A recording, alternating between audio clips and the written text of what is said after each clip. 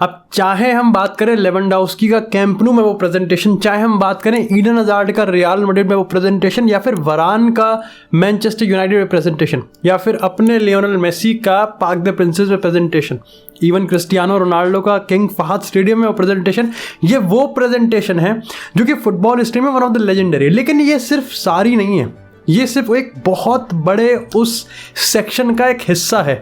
तो कौन सी वो फुटबॉल हिस्ट्री में 5 सबसे बड़ी प्रेजेंटेशन थी जिसमें लोग इतने ज़्यादा आए थे, जहां पर एक मैच से ज़्यादा जितने लोग देखने आते हैं उससे भी कहीं ज़्यादा। आज के एपिसोड में बात इसी चीज़ पे करेंगे। अब नंबर 5 पे और नंबर 4 पे एक ही क्लब के 2 प्लेयर हैं, और आप कह सकते हो कि दोनों की जो फेट और लेगेसी थी वो थोड़ी कंट्रोवर्शियल है, और जिस तरीके से एंड हुआ था वो उससे भी ज़्यादा कंट्रोवर्शियल है।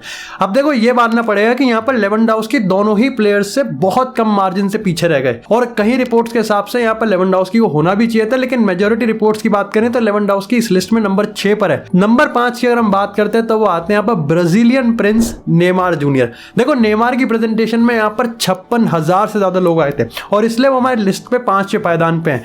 देखो, नेमार की अगर ट्रांसफर की बात करें तो ये अपने आप में कंट्रोवर्शियल था, चाहे उस पैसे की बात करें जो कि ब्राजील ने यहाँ पर सेंटोस को दिया था, जिसमें बताया गया था कि एक कंपनी जो कि नेमार के राइट्स को ओन करती थी उसको बाईपास करने के लिए बारसा और सेंटोस के बीच में टेबल के नीचे से डील हो गई। या फिर बात करें उस ट्रांसफर रेस की जहां पर नेमार को रियल मैड्रिड लेना चाहती थी, लेकिन बारसा ने कहीं ना कहीं अपने स्टेटस को और अपने प्रोजेक्ट को इतना सॉलिड रखा था कि रियल मैड्रिड हाईजैक नहीं कर पाई। एंड अल्टीमेटली आप कह सकते हो कि नेमार ने हमेशा से इस चीज को मेंटेन करा था कि बार्सिलोना, जो कि उनके लिए one of the best club in the world है, उसमें खेलना उनके लिए एक ड्रीम था।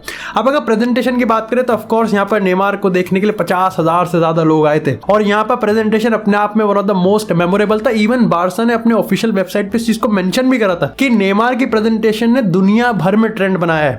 लेकिन बहुत सारी इंटरेस्टिंग चीजें हैं जो कि मैंने इस प्रेजेंटेशन का जब मैं पढ़ रहा था तो मेरे को पता चली।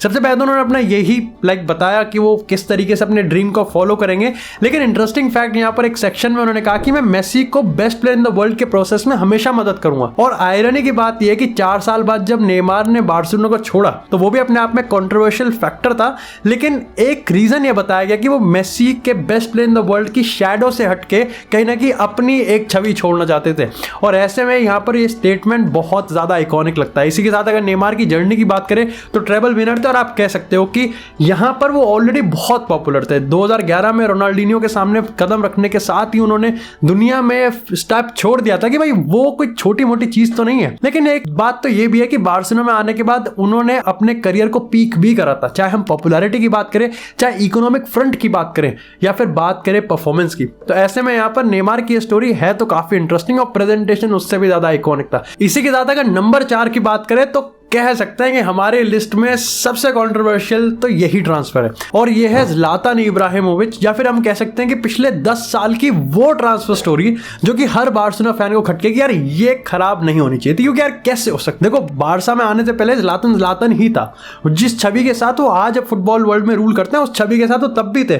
लेकिन दिक्कत ये थी कि पेप के अंडर होके भी ये ट्रांसफर कैसे फेल हो गया, ये अपने आप में एक मिस्ट्री है। अब देखो, यहाँ पर अगर प्रेजेंटेशन की बात करें तो 60,000 लोग आए थे यहाँ पर ज़्लातान को देखने के लिए, और ये बहुत बड़ी चीज है। आप कह सकते हो कि 2009-10 के बाद से अभी तक लगभग 13-14 साल में एक भी इंसिडेंट या फिर एक भी ऐसा प्लेयर नहीं है जो कि इस रिकॉर्ड को तोड़ पाया हो। अब ज़्लातान की इस हिस्ट्री की अगर हम बात करें, प्रेजेंटेशन की बात करें, तो उन्होंने काफी इंटरेस्टिंग चीजें बोली। देखो, उन्होंने कहा कि यहाँ पर मैं बहुत अच्छे प्लेयर के साथ खेला हूँ, लेकिन पहली बार मैं कहीं ना कहीं लियोनेल मेसी, इनिएस्टा और ज़ावी ऐसे प्लेयर के साथ खेलने वाला हूँ। और इसमें आयरनी ये है कि जब बार्सिलोना को उन्होंने छोड़ा था तब इन्हीं प्लेयर को उन्होंने स्कूल के बच्चे कहा था, और यही कहते कि ये स्कूल के बच्चे हैं तो अंधे हैं, इनको अगर आप यहां पर कुछ भी कह दोगे ये ब्लाइंडली ट्रस्ट करने लगेंगे किसी भी मैनेजर को। लेकिन मैं ऐसा नहीं हूं, मेरे को अगर कोई चीज गलत लगेगी तो चाहे सामने पेप गार्डियोला हो या फिर पार्जियोला गैप हो, मैं यहां पर किसी से भी भिड़ने के लिए तैयार हूं, लेकिन मैं भिड़ूंगा तभी जब मेरे को लगेगा कि मेरे प्रिंसिपल स्ट्रॉन्ग इनफ है अपना स्टैंड मेंटेन करने के लिए। और ये बात मैं तुमको इसलिए बता रहा हूं क्योंकि एक्चुअली में यही सारी फसाद की जड़ थी कि ज़्लातान इब्राहिमोविच पेप गार्डियोला के अंडर बारसा में सक्सीड इसलिए इसलिए नहीं हुआ क्योंकि बहुतों के हिसाब से होना ही नहीं था, क्योंकि प्लान में वो कभी था ही नहीं। देखो आपको ये मानना पड़ेगा कि सैमुअल एटो को इंटर भेज के और ज़्लातन को बार्सा में लेके बहुत बड़ी बात है, क्योंकि सैमुअल एटो की लेगेसी भी अच्छी है और इंटर में आप कह सकते हो कि ज़्लातन भी अच्छा काम कर रहा था। उससे पहले हर साल उन्होंने यहाँ पर एक डोमेस्टिक चैंपियनशिप जीती थी, तो आप कह सकते हो कि यार एक इतना बड़ा प्लेयर इतना पैसा भी खर्च करा है तो बड़ी साइनिंग तो है। लेकिन असल में प्लान बी बार्सा में काम करना ही नहीं था, क्योंकि आप देखो जिस टीम में यहाँ पर प्लान ए लियोनेल मेसी है वहां पर प्लान बी की जरूरत पड़नी ही नहीं है, और अगर 10 में से एक बार जरूरत पड़ेगी तो वहां पर ज़्लातन काम करेगा। लेकिन ज़्लातन उस लेवल का प्लेयर है ही नहीं जिसको 10 में से सिर्फ एक बार मौका चाहिए। ये उन्होंने खुद अपनी ऑटोबायोग्राफी में कहा है कि मैं बढ़िया खेल रहा था, 7 गेम में 7 गोल मार दिए थे मैंने पहले में ही। लेकिन जब लियोनेल मेसी को थोड़ी दिक्कत होने लगी और उसके स्टैटिस्टिक दिक्कत है, तो उन्होंने पेप को कहा कि भाई मेरे को आप सेंटर में डालो, और पेप ने लियोनेल मेसी को खुश करने के लिए सेंटर में डाल दिया और मेरी पोजीशन को डिस्टर्ब कर दिया। ऐसे में मेरे को कहीं ना कहीं इंपॉर्टेंस कम फील हुई और उसके बाद पेप ने स्टार्ट किया घोस्ट करना। अब देखो यहाँ पर काफी सारे लोग पेप और मेसी और पूरे बार्सिलोना के ऑर्गेनाइजेशन को गलत ठहराते हैं, जहां पर मैं कहता हूँ पार्शियली ठीक भी है।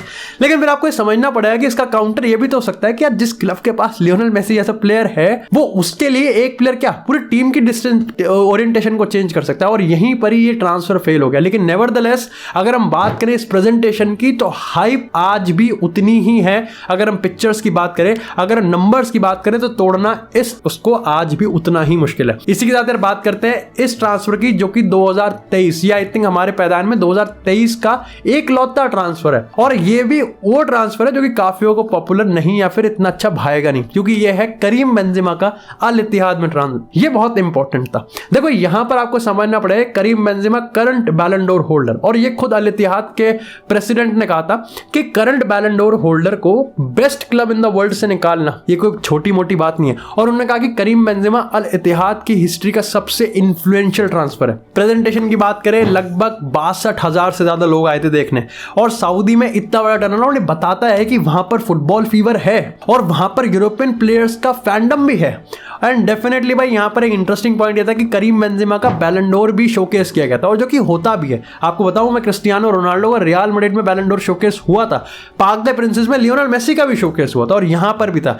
लेकिन कहीं ना कहीं क्योंकि यूरोपियन फुटबॉल का एक ऐसा प्रेस्टीज एक्वलेड सऊदी में शोकेस करना थोड़ा खटका भी और थोड़ा अजीब लगा भी, वियर्ड भी लगा। लेकिन इसी के साथ करीम बेंजेमा ने अल इत्तिहाद के फैन बेस के साथ जो पहला इंटरेक्शन करा था वो शब्द उनके थे यमशी किदा किदा। ये एक्चुअली में जो टाइगर मैस्कॉट है अल इत्तिहाद का, उसका मतलब ट्रांसलेशन होता है कि इट वॉक्स लाइक दिस। और यहां से जो करीम बेंजेमा की जर्नी है वो एक ऐसी होने वाली है जैसी एक टाइगर की होने वाली है। और कह सकते हो कि जिस टाइम मैं रिकॉर्ड कर रहा हूं उन्होंने अपने डेब्यू पे ही 1 गोल मार भी दिया है। करीम बेंजेमा की ये ट्रांसफर इसलिए भी बड़ी थी, क्रिस्टियानो रोनाल्डो जो कि एक्सपेंसिव सबसे एक्सपेंसिव कॉन्ट्रैक्ट में, उसके बाद करीम बेंजेमा ही वो प्लेयर बने थे जो कि रोनाल्डो के कॉन्ट्रैक्ट के लेवल पे आए थे, जहां पर उनको $222 मिलियन की सैलरी मिल रही थी। इसी के साथ बात करते हैं नंबर दूसरे की, और आज की नहीं, ये 5 साल पहले की नहीं बल्कि 40 साल पहले की कहानी है। और ये है द गॉड ऑफ फुटबॉल यानी कि डिएगो आर्मांडो मैराडोना की, जब वो नेपल्स में गए थे। नेपली का आपको समझना पड़ेगा कहानी इतनी इंटरेस्टिंग थी, आप कह सकते हो कि गरीबों के मसीहा बन के गए थे, क्योंकि उस टाइम इटली में लड़ाई चल रही थी नॉर्थ और साउथ की। अब जब नॉर्थ के जो रीजन थे वहां पर पूरी तरीके से कहीं ना कहीं एक रिजीम बन रखा था, एक पूरा यहाँ पर डोमिनेंस था, लेकिन दूसरे हिस्से में कहीं ना कहीं एक भी क्लब ऐसा नहीं था जो कि ग्लोबल फुटबॉल पे रूल कर सके। अब आप ये कह सकते हो कि नेपली का मैराडोना को खरीदना सबसे बड़ी चीज थी, जिसे कहते थे गोल्डन बॉय। उन्होंने बार्सिलोना से खरीदा था, उस टाइम रिकॉर्ड साइनिंग थी 6 मिलियन पाउंड में। लेकिन आप कह सकते हो कि मैराडोना की अगर इलस्ट्रियस करियर की बात करें तो उनका पीक भी नेपली में ही आया था, उस 7 साल के करियर में, जहां पर उन्होंने वो सब किया जो कि एक प्लेयर ड्रीम कर सकता है। और अगर प्रेजेंटेशन की बात करें तो मैराडोना का जो किस्सा और जो वाइब थी वो बहुत डिफरेंट थी। लगभग 70,000 से ज्यादा लोग आए थे इस प्रेजेंटेशन को देखने, और आप कह सकते हो कि 40 साल में कोई भी ऐसा प्लेयर नहीं था, एक प्लेयर को छोड़ के, जिसने रिकॉर्ड तोड़ा हो। यहाँ पर बताया गया था किस तरीके से भगवान मानते थे नेपली में, और नेपली को एक अलग फेस देने में मैराडोना का सबसे बड़ा हाथ था। जब प्रेजेंटेशन की बात आई तो मैराडोना अपने उस अंदाज में गए, एक व्हाइट टी शर्ट और ब्लू जीन्स में, और 200-300 फोटोग्राफर्स यहां पर उनके सामने खड़े हुए थे, और यहां पर उन्होंने जो नेपली को ये दिलासा दिया कि भाई यहां से नेपली का जो फेस है वो और पूरी टीम और पूरे नेपल्स का शहर यहां पर बदल के रख देगा। और एग्जैक्टली ऐसा ही हुआ था। कहीं ना कहीं मैराडोना की जो नेपली वाली स्टोरी है वो इतनी ज्यादा आइकॉनिक है कि इस पे अलग से एक एपिसोड बनाया जा सकता है। और इसी के साथ जैसा मैंने तुमको कहा कि 40 साल बाद भी एक ऐसा प्लेयर है जिसने रिकॉर्ड तोड़ रखा है, और उसका रिकॉर्ड भी आज से लगभग 14 साल पहले का है, और वो है यहाँ पर क्रिस्टियानो रोनाल्डो। जब उन्होंने यहाँ पर मैनचेस्टर यूनाइटेड से स्विच किया था रियल मैड्रिड में, अपने आप में आइकॉनिक था। क्रिस्टियानो रोनाल्डो ने अपने एक इंटरव्यू में खुद ये बताया था कि मैं डर गया था यार ये मैच हो रहा है क्या। 80,000 से ज्यादा लोग उनको देखने आए थे, और ये इंटरेस्टिंग इसलिए था क्योंकि उस टाइम काका भी आए थे, और काका के उसमें लगभग 50 से 55,000 लोग थे। तब यहाँ पर सेकंड थर्ड हाईएस्ट बताया गया था, और लोग पागल हो गए थे, ये काका का फैंडम है। जब क्रिस्टियानो रोनाल्डो की बात हुई तो लोगों ने कहा कि ऐसा अपनी हिस्ट्री में उन्होंने कभी नहीं देखा कि एक प्लेयर के रिगार्डिंग इतना फैंडम, इतना पागलपन कैसे हो सकता है। जब उनको यहाँ पर सबसे पहले यहाँ पर उनको फ्लोरेंटिनो पेरेज ने उनका बैलन डोर शोकेस किया गया, और हाला मद्रिद के साथ उन्होंने यहाँ पर अपने करियर को स्टार्ट किया गया। एंड ऑफ कोर्स आप कह सकते हो कि उन्होंने वो जर्सी पहनी थी नंबर 9 की जिसको रोनाल्डो नजारियो डी स्टेफेनो ने पहनी थी, और अगले ही सीजन उनको ट्रेडमार्क नंबर 7 की जर्सी मिल गई थी। क्रिस्टियानो रोनाल्डो बताते हैं कि मैंने मैनचेस्टर यूनाइटेड में हर चीज जीत ली थी, चाहे हम चैंपियन लीग की बात करें, चाहे कलेक्टिव एक्कोलेट्स की बात करें, या फिर इंडिविजुअल अवार्ड्स की बात करें। लेकिन रियल मैड्रिड में उनका करियर किसने सोचा था कि ऐसा होने वाला है। अगले 9 साल जिस तरीके से उन्होंने यहाँ पर रूल किया है, चाहे हम 2016, 17, 18 की बात करें जहां पर उन्होंने 3 चैंपियन लीग लगातार जीते हैं, चाहे हम यहाँ पर उनके 4 बैलन डोर की बात करें जो उन्होंने रियल मैड्रिड की जर्सी में, या फिर उस आइकॉनिक राइवलरी की बात करें जो कि उन्होंने सबकी दुनिया के सामने लियोनेल मेसी के साथ पार्टनरशिप करी। और आप कह सकते हो कि उनके गोल जहां पर उन्होंने 450 गोल मारे हैं रियल मैड्रिड के लिए, और ये अपने आप में बहुत आइकॉनिक है। और आप कह सकते हो कि जिस पैसों पे वो आए थे, लगभग 90 मिलियन यूरोस की ये साइनिंग थी, 9 साल बाद जब वो अपने प्राइम का पूरा हिस्सा रियल मैड्रिड में खेल के चले गए, वो तब भी रियल मैड्रिड को बेनिफिट करवा के गए कि 118 मिलियन में वो यहाँ पर यूवेंटस के लिए साइन होते हैं। आप कह सकते हो कि ये once in a lifetime deal थी जहां पर रियल मैड्रिड को इतना सा भी नुकसान नहीं होता, और आप कह सकते हो कि क्रिस्टियानो रोनाल्डो का भी जो पूरा करियर था वो भी पीक कर गया। कहीं ना कहीं मैराडोना नेपोली वाला जो रिलेशन था वो ये आप कह सकते हो कि रोनाल्डो रियल मैड्रिड वाला था, कि 7 साल में दोनों ही क्लब ने कहीं ना कहीं अपनी नई ऊंचाइयां छुई थी। ये थे भाई वो 5 सबसे बड़ी बिगेस्ट साइनिंग। एंड डेफिनेटली आप कह सकते हो कि यहां पर आने वाले टाइम में मौके तो है। क्या किलियन एम्बापे सैंटियागो में जब प्रेजेंट होंगे, अगर होंगे इनएविटेबिलिटी चाहे इस साल या अगली साल, क्या वो रोनाल्डो का रिकॉर्ड तोड़ सकते हैं? और क्या सही में नेपोली वापस से ग्लोबल फुटबॉल पे अगर आएगी तो क्या वो एक ऐसे प्लेयर को साइन कर सकती है जो कि मैराडोना का वो रिकॉर्ड तोड़ सके? Do let me know in the comment section, और कौन सा वो प्लेयर होगा जो कि कैंप न्यू में ज़लातन लेवेंडोव्स्की या फिर हम बात करें नेमार के इसको तोड़ेगा। Erling Haaland